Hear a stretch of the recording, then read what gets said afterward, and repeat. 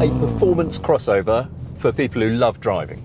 That is what Jaguar is calling this, which is the new F Pace. Crossover, SUV, 4x4, call it what you will. It is Jaguar's answer to the Porsche Macan, Audi Q5, BMW X3, pushing up towards the next class above. I mean, it's a 35 to sort of 50 grand car. There's a launch edition at 65 grand, so it's a pretty serious premium piece of kit.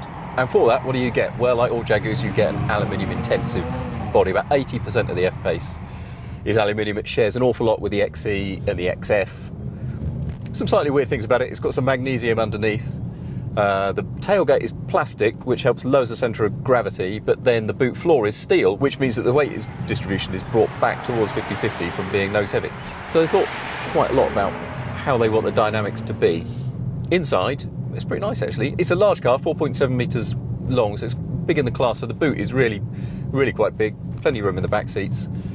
Here in the front, the driving position is fine actually. Driving position is fine. Material quality is pretty good. Stuff up the top is nice. There's some soft leather, that sort of thing. There's a little bit of plasticky just down by the doors, but don't forget it's a Q5, not Q7 sort of rival, so I think that's okay. What's it like? Well, as you would expect a premium car to be, noise level's very low actually, and it rides pretty well, this car. But don't forget what they've said. It is a performance car, blah, blah, blah, blah, for those who love driving. So what we need to find is some corners. I mean, Jaguars are developed mostly in the UK. They're signed off in Wales. They tend to do that dynamic thing quite well. Fortunately, we are in a country called Montenegro, and there is a road which has 25 hairpins back to back. They're all numbered, although they seem to start on 9. But they are all there at some point. So let's go and see if they're serious, if they're right, if this is one of the cars that you would love to drive if you love driving.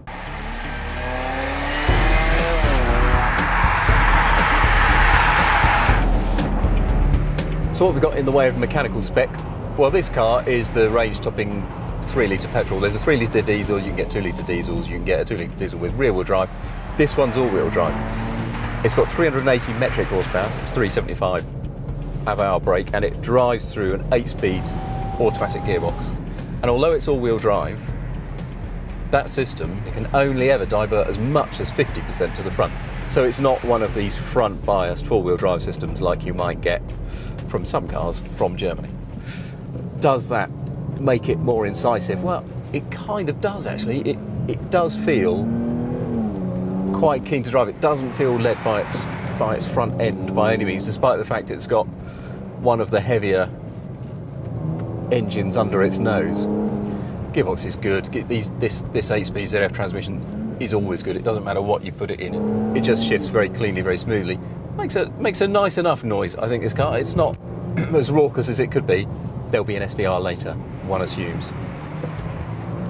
But it is not as if this car hangs around. I mean, it's from 0 to 60, the claim is 5.1 seconds, and it's electronically limited to 155. I don't think it'll occur to me that I would want to go much faster than that in a near 2-ton off-roader, but we'll see when the SVR comes out. Range Rover Sport SVR is quite good fun, let's face it.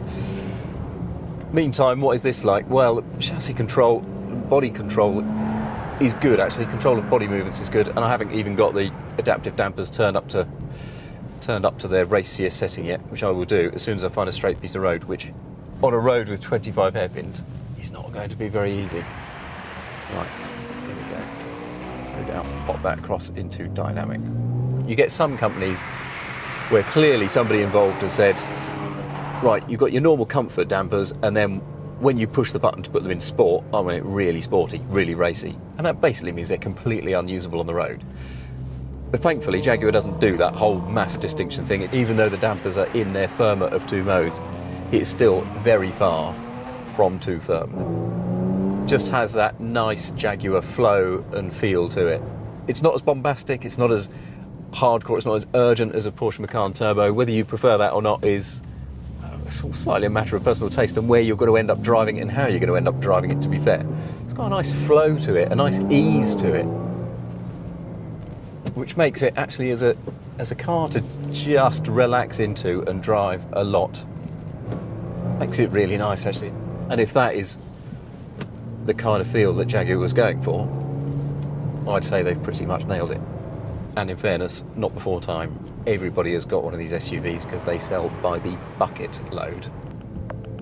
Right, there is the 25th of 25 hairpins.